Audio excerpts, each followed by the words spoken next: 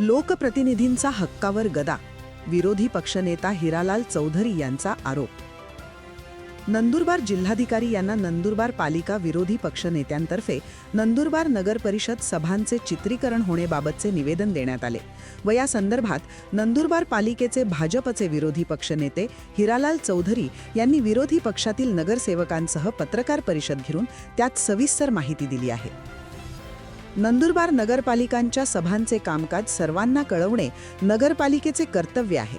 नगरपालिका सभांचे कामकाज निष्पक्षतेने होण्यासाठी लोकशाहीचा चौथा स्तंभ पत्रकारिता जनजागृतीचे मोठे साधन आहे. परंतु नंदुरबार नगर परिषदेच्या विविध विषय समित्या, स्थायी सभा व सर्वसाधारण सभांमध्ये पत्रकारांना कारण न देता मीडियाला मज्जाव केला जातोय. मुळातच सभांचे कामकाज नियमानुसार होत असल्याची खात्री करण्यासाठी सभांचे चित्रीकरण करणे गरजेचे आहे. परंतु नगरपालिकेतील सत्ताधाऱ्यांना नियमबाह्य कामे करायची असल्याने ते चित्रीकरण होऊ देत नाहीत. आगामी सभांमध्ये सार्वजनिक हिताची कामे होण्यासाठी नगरपालिका सभांमध्ये पत्रकार मीडिया नसल्याने सत्ताधारी विरोधी पक्षाच्या महिला नगरसेविकांना अरेरावरी व दादागिरी करून व विचित्र हावभाव करून त्यांना बोलू देत नाहीत.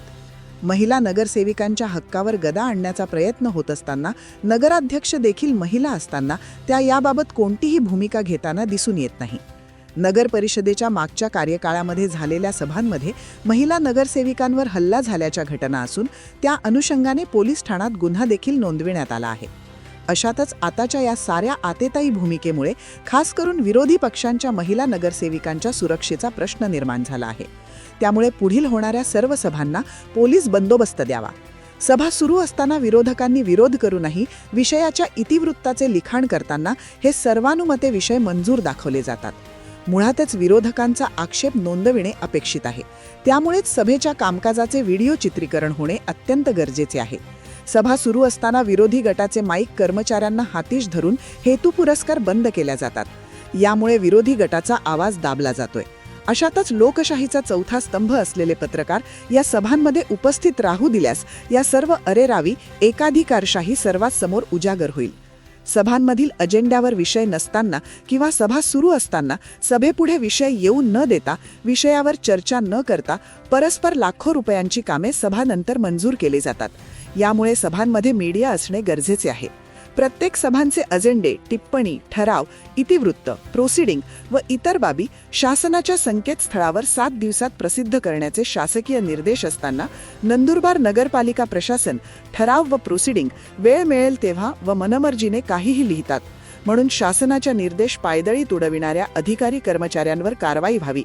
वरील विषयांन्वये नंदुरबार नगर परिषद सभांमध्ये पत्रकारांना सभांमध्ये बसू द्यावं, तसेच नगरपालिकेकडनं सभेचे पूर्ण चित्रीकरण करण्याचे व सभा कामकाज शासन संकेतस्थळावर 7 दिवसाच्या आत प्रसिद्ध करण्याचे निर्देश द्यावेत, अशी माहिती नंदुरबार जिल्हाधिकारी यांना देण्यात आलेल्या निवेदनाद्वारे पालिका प्रशासनाकडे करण्यात आली असून या संदर्भातली माहिती आयोजित करण्यात आलेल्या पत्रकार परिषदेत पालिकेचे विरोधी पक्षनेते हिरालाल चौधरी यांनी दिली आहे. यावेळी पालिकेचे नगरसेवक चारुदत्त कळवणकर, आनंद माळी, पंकज चौधरी, नीता मराठे, शोभा चौधरी, माजी नगरसेवक आकाश चौधरी, सामाजिक कार्यकर्ते लक्ष्मण माळी यावेळी उपस्थित होते. सर्वसाधारण सभेचे किंवा स्टँडिंगचे कामकाज चालतं. नियमानुसार 7 दिवसाच्या आत यांनी नगर परिषदेच्या वेबसाईटवर टाकणं, अपलोड करणं, ठराव, इतिवृत्त, अजेंडा हे टाकणं बंधनकारक आहे. परंतु असं केलं जात नाही. वेळोवेळी आम्ही याची तक्रार सुद्धा केलेली आहे, लेखी आणि तोंडी. परंतु प्रशासन याच्याकडे दुर्लक्ष करतं, जेणेकरून जे ठराव आहे, इतिवृत्त आहे, लोकांपर्यंत पोहोचू नये, जाब विचारू नये म्हणून हा त्यांच्या खाटाटोप आहे. परंतु या संदर्भात आम्ही जिल्हाधिकारी महोदयांना सांगितलंय की हे सुद्धा टाकण्यासाठी आपण आदेशित करावं. हे का पत्रकारांना बसू देत नाही हे मी तुम्हाला आज सांगणार आहे मित्रांनो. मागच्या स्थायी समितीमध्ये 8 नंबरचा विषय होता की बादशाह नगर मधील ड्रेनेज लाईन ते काम व इतर कामांना मंजुरी देणं. नियमानुसार सर्वसाधारण सभेतले जे सदस्य आहेत किंवा स्थायी समिती यांना अजेंडा सोबत परिशिष्ट म्हणजे किती रस्ते, कितीचे काम आहे, कोण मक्तेदार आहेत, किती निविदा आहेत, याची सगळी माहिती त्याच्यात असते. आणि मुख्य अधिकाऱ्यांनी टिप्पणी हे बंधनकारक आहे देणं, पण यांनी ते दिलेच नव्हतं. त्यामुळे मी जाब विचारला की मला हे नाही तर मी या रस्ते वाचून दाखवा, त्यांनी वाचले सुद्धा नाही. मग मी त्यांना विचारलं की तुम्हाला माहिती का तुम्ही बहुमताने मंजूर करत आहे कोणत्या रस्त्याला? एका सदस्याला बी रस्ता सांग, त्यांना माहिती नाही ते कुठून सांगते. परंतु कसं आहे, सत्ताधाऱ्यांनी सांगितलंय मंजुरी द्यायची, मंजुरी द्या, पण मी त्याला विरोधी केला नाही, कारण की ते रस्तेच मला माहित नाहीयेत. पण तेव्हा माननीय नगराध्यक्षांनी मुख्याधिकाऱ्यांना सांगितलं की हिरालाल चौधरींना ते परिशिष्ट हे उपलब्ध करून द्या आणि त्याच्यानंतर लेखी तुमचे म्हणणं मांडा. तर इतिवृत्तात स्पष्ट म्हटलेलं त्यांनी की हिरालाल चौधरी यांनी सदर विषयासंदर्भात कोणती कामे घेण्यात आली आहे याची यादी सभागृहात वाचून दाखवावी अशी सूचना केली. आणि त्यानंतर विभाग प्रमुखांना निर्देश दिले की यांना कागदपत्र द्या आणि लेखी हरकत घ्या. इथं बहुमताने मंजूर करतात इतिवृत्तात, आणि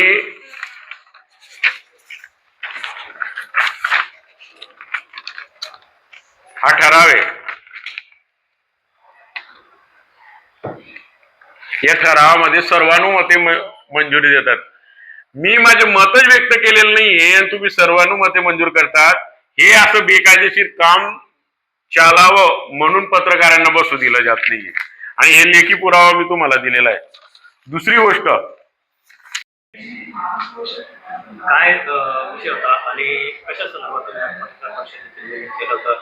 नगरपालिकेच्या विविध ज्या कार्यप्रणाली आहे त्याच्यावर तुम्ही प्रश्नचिन्ह उपस्थित केले आणि त्या संदर्भात तुम्ही जिल्हाधिकाऱ्यांकडे लिखित तक्रारही केलेली आहे. काय नेमका मुद्दा आहे, कशा मुद्द्यावर? आज माननीय जिल्हाधिकारी मॅडमांना आम्ही सर्व नगरसेवक भेटायला गेलो होतो आणि त्यांना लेखी तक्रार दिली की सर्वसाधारण सभा आणि स्थायी समितीची बैठक हे कसं नियमाची पायमल्ली करतात, आणि सर्वसाधारण सभेत आमच्या महिला नगरसेविकांना आणि सर्वच नगरसेवकांना अध्यक्षांना बोलायची परवानगी मागितली तरी परवानगी देत नाही. अरे परवानगी देतात, परंतु ते नगरसेवक एवढा आरडाओरडा करतात, एवढं बोलतात की आम्ही आमचं म्हणणं मांडताच येत नाही. आम्हाला जे लोकांनी निवडून दिलेलं आहे हे लोकांचे प्रश्न मांडण्यासाठी, लोकांचे अडीअडचणी सांगण्यासाठी, परंतु सत्ताधारींकडे बहुमत असल्यामुळे बहुमताच्या जोरावर आणि ते लवकर कसं बेकायदेशीर सभा आटोपता येईल, आपल्याला चुकीचे कामं कसं करता येईल हे याचेच प्रयत्नात असतात. विशेष म्हणजे या सर्वसाधारण सभेत स्थायी समितीच्या बैठक पत्रकारांना बसू देत नाही. पत्रकारांना का बसू देत नाही? विरोधी नगरसेवकांना बोलू देत नाही, पत्रकारांना बसू देत नाही. उलट कामकाज कसं चालतं, ते सत्ताधाऱ्यांचे काम कसं आहे किंवा विरोधकांचे काम कसं आहे हे पत्रकारांमार्फत लोकांपर्यंत पोहोचेल, आणि आम्ही जे प्रश्न मांडतो ते लोकांपर्यंत कसं पोहोचणार, पत्रकारांनी राहणार. तर या संदर्भात आम्ही कलेक्टर मॅडमांच्या निदर्शनात आणून दिलं आणि याची सर्व व्हिडिओ चित्रीकरण होणे गरजेचे. मागच्या काही काळात काही महिला नगरसेविकांना मारहाण सुद्धा झाली होती जनरल बोर्डमध्ये. तर हे व्हिडिओ चित्रीकरण होणार नाही, तर हे काही करतील. त्याच्यामुळे आम्ही त्यांना अवगत केलं की हे लोकशाहीचा चौथा स्तंभ आहे पत्रकार. त्या पत्रकारांना या सभेमध्ये बसू द्यावं आणि व्हिडिओ चित्रीकरण होईल, जेणेकरून आमच्या नगरसेवकांना बोलण्याची संधी मिळेल आणि बेकायदेशीर काम होणार नाही. तर 12 कामं अशी आहेत की ते ऑलरेडी रस्ता झालेला आहे. हिरणवाळे यांच्या घरापासून तर गीतांजली बिल्डिंग 9 लाख, आधार चौधरी यांच्या घरापासून दगडू चौधरीच्या हवाले हा रस्ता झालेला आहे. चौधरी प्रीती मंडपवाले आणि त्याच्या बाजूला खोक्या गवळी राहतो, बाजूला ना 10 लाखाचे इस्टिमेट आहे. सुनील भटू चौधरी, हे जेवढे काम आहेत हे सगळे बोगस काम आहेत. लागल्यास आपण चौकशी करू शकतात. मी याची लेखी तक्रार केलेली आहे. हे असे काम करण्यासाठी त्यांनी मंजुरी पत्रकारांना बसू देत नाही आणि मी माझ्या विरोध बी केला नव्हता आणि सहमती बी दिलेली नव्हती, पण सर्वानुमते मंजूर करून घेतलेलं आहे. याची लेखी तक्रार दिलेली मी की हे असे रस्ते आहेत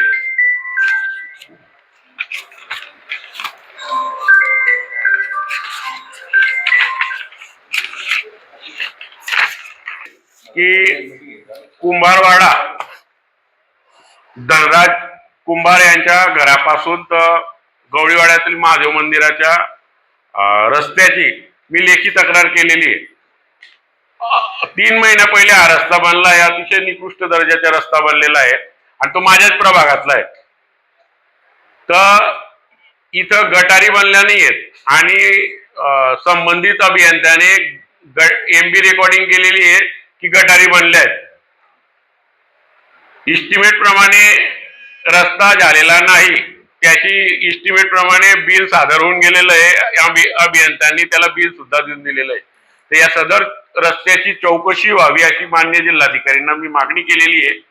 याची मोजमाप व्हावी आणि रस्त्याची क्वालिटी कंट्रोल करणं तपासणी व्हावी आणि हा बोगस रस्ता असेल, निकृष्ट दर्जाचा असेल तर हा नवीन रस्ता बनवून अशी माझी मागणी आहे. आणि जे जादाचं बिल अदा करण्यात आलं असेल संबंधित ठेकेदाराकडून वसूल करावे असे मी माझ्या तक्रारीत मान्य जिल्हाधिकाऱ्यांकडे माझे मत मांडलेलं आहे.